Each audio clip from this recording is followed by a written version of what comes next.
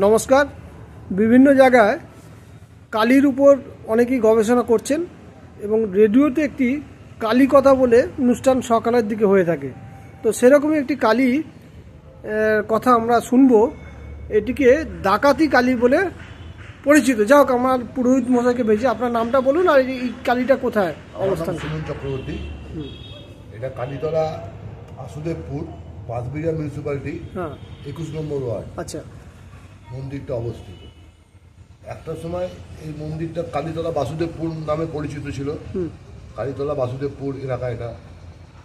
এই এলাকাটা টোটালটাই জঙ্গলে ভরা ছিল, গভীর জঙ্গল ছিল এলাকাটায়। কত বছর আগে তাও মোটামুটি? ওই 500-550 বছর আগে। গভীর গভীর জঙ্গলে ভরা ছিল। তখন এখানে লোকজন আসতো না, মানুষজন আসতো না। গভীর জঙ্গলের মধ্যে এরা মাতৃ সাধনা করতো। এরা মানে ডাকাতরা। আচ্ছা, বিদু ডাকাত সঙ্গে বানানটা বলুন।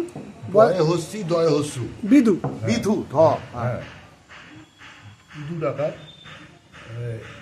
উনি ডাকাতের সর্দার ছিল। আর রঘু ডাকাত ওর সহোদর ভাই ছিল। এবার তখনকার দিনে কী হতো, এখানকার ডাকাত ওখানে যেত, ওদের সঙ্গে একটা আদান প্রদান ছিল, বা ওরাও এখানে আসতো, ওরাও এখানে যেত। গভীর জঙ্গলের মধ্যে মাঠের এরা প্রতিষ্ঠা করেছিল। হঠাৎ প্রতিষ্ঠা করলো কেন? একদিনকে জঙ্গলের মধ্যে বিদু ডাকাত ঘুমাচ্ছিল এইখানে। যখন ঘুমাচ্ছিল তখন দেখছে বাড়ি থেকে মা ওকে আঁকতে এসেছে। যখন বাড়ি থেকে মা আঁকতে এসেছে, যে রূপে দেখেছিল, বাড়ি গিয়ে দেখছে সেই মায় ঘুমাচ্ছে আবার। তখন ওর স্বপ্ন আদেশ হয় যে আমাকে যে রূপে দেখেছি সেই রূপে তুই প্রতিষ্ঠা কর।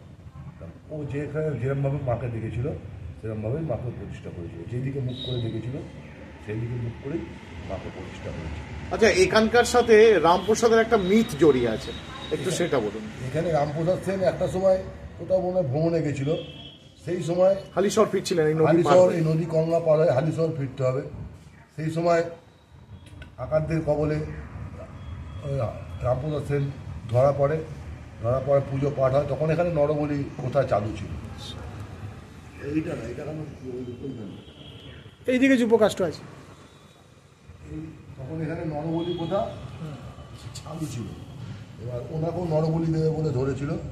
তখন যখন পুজো পাঠ হয়ে গেছে সব কিছু, তখন উনি বলছে, দল আমাকে মায়ের কাছে উৎসর্গ করে দিয়েছিস, আমার কাছে সম্পন্ন হয়ে গেছে, আমার একটা মনোবাসনা আছে, তোরা তো আমাকে বলিয়ে দিয়ে দিবি, কিন্তু আমার মনোবাসনা তোরা পূর্ণ করিস।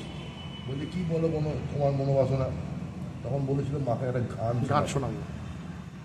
ইলেক দ্বারা ওরে সমন, বদন ভরে মাকে ডাকি, বিপদকালে ব্রহ্মময়ী, আসেন কিনা আসেন দেখি। এই গানটা তখন রামপ্রসাদ সেন এইখানে এই মাটিতে বারেক দ্বারা ওরে সমন, ইলেক দ্বারা, তিলেক দ্বারা, হ্যাঁ হ্যাঁ, তিলেক দ্বারা ওরে সমন, বদন ভরে মাকে ডাকি, বিপদকালে ব্রহ্মময়ী, আসেন কিনা আসেন দেখি। এই গানটা এইখানে এইখানে রচিত হয়েছে। তারপর আমাকে ছেড়ে দেওয়া হয়েছিল।